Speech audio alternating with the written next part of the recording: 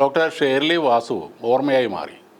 നമ്മുടെ കേരളം കണ്ട ഏറ്റവും ധീരയായ ഒരു വനിതയായിരുന്നു അവർ. 1981 മുതൽ ഫോറൻസിക് സർജനായി ജോലി ചെയ്യുന്ന ഒട്ടേറെ പോസ്റ്റ്മോർട്ടങ്ങൾ നടത്തിയിട്ടുള്ള ഡോക്ടർ ഷേർലി വാസു ജോൺ എബ്രഹാമിനെയും പത്മരാജനെയും പോസ്റ്റ്മോർട്ടം ടേബിളിൽ കണ്ട വ്യക്തിയാണ്. ഒട്ടേറെ കുപ്രസിദ്ധ കുറ്റകൃത്യങ്ങൾക്ക് പോസ്റ്റ്മോർട്ടത്തിലൂടെ അവർ തുമ്പുകൾ ഉണ്ടാക്കിയിട്ടുണ്ട്. ആദ്യമായി പോസ്റ്റ്മോർട്ടം ടേബിളിൽ മൃതദേഹം തൊട്ടപ്പോൾ വികാരപരമായി ചിലതൊക്കെ തോന്നിയിട്ടുണ്ട്. പിന്നീട് നൂറുകണക്കിന് മൃതദേഹങ്ങൾ ഒന്നിച്ച് കൈകാര്യം ചെയ്യേണ്ടി വന്നാലും വികാരരഹിതമായി തന്നെ അതൊക്കെ ചെയ്തു തീർത്തിട്ടുണ്ട് എന്നാണ് ഡോക്ടർ ഷേർലി പറയുന്നത്. ആദ്യമായി പോസ്റ്റ്മോർട്ടം നടത്തിയ രാത്രിയിൽ സ്വപ്നങ്ങളിൽ ആ സ്ത്രീയുടെ രൂപം കടന്നു വന്നിരുന്നു. അവരുടെ നിലവിളി കേൾക്കുന്നത് പോലെ തോന്നിയിരുന്നു. എന്നാൽ അത് ആദ്യത്തെയും അവസാനത്തെയും നിലവിളിയായിരുന്നു. പിന്നീട് അങ്ങനെ ഒരു സ്വപ്നമോ കരച്ചിലോ ഡോക്ടർ കണ്ടിട്ടില്ല, കേട്ടിട്ടുമില്ല. താൻ ഈ ജോലി ഉപേക്ഷിച്ച് പോകാതിരുന്നതിനെക്കുറിച്ചും ഡോക്ടർ ഷേർലി പറഞ്ഞിട്ടുണ്ട്. താനിത് കളഞ്ഞിട്ട് പോയാൽ ഒരുപക്ഷെ ഒരു തെറ്റിദ്ധാരണ വരെ വരും. പോലീസ് ജോലികളും ഇത്തരം ജോലികളും സ്ത്രീകൾക്ക് പറ്റില്ല എന്നത്.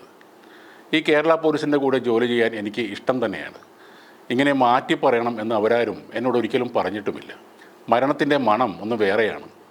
വെള്ളത്തിൽ വീണ മരണത്തിൻ്റെ മണം ഒന്നാണ്, മണ്ണിനടിയിൽ കിടന്ന മരണത്തിൻ്റെ മണം മറ്റൊന്നാണ്, പാറയിടുക്കിൽ ചീഞ്ഞ മരണത്തിൻ്റെ മണം വേറൊന്ന്.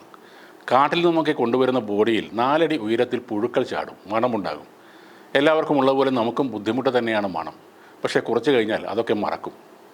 നിവൃത്തി കെട്ടിട്ടോ അമർഷത്തോടെയോ സ്നേഹമില്ലാതെയോ ചെയ്യുന്ന പ്രവൃത്തിയല്ല ഇത്.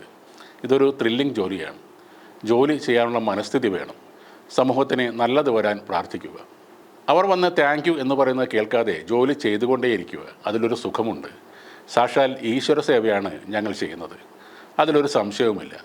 ഒരു കുറവുമില്ലാതെ അത് ചെയ്യും എന്നാണ് ഡോക്ടർ പറഞ്ഞത്. കേരളത്തിലെ ഏറ്റവും ധീരയായ സ്ത്രീ ഒരു സംഭവം പറയുമ്പോൾ പൊട്ടിക്കരഞ്ഞിട്ടുമുണ്ട്.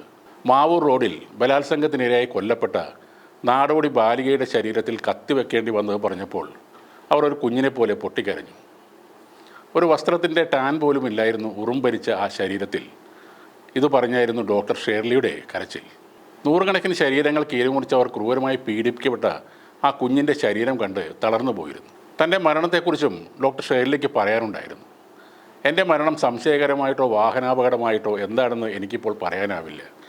അങ്ങനെ വന്നാൽ കോഴിക്കോട് മോർച്ചറിയിലാണെങ്കിൽ ഞാനും അവരിൽ ഒരാളാകും. എൻ്റെ സഹപ്രവർത്തകർ എന്നെ കീറി മുറിക്കുന്നത് സന്തോഷത്തോടെ തന്നെ ഞാൻ നോക്കിക്കാണും. ഒടുവിൽ ഇന്നലെ ഡോക്ടർ ഷേർലി വാസു അവസാനമായി കോഴിക്കോട് മെഡിക്കൽ കോളേജ് ആശുപത്രിയിലെത്തി.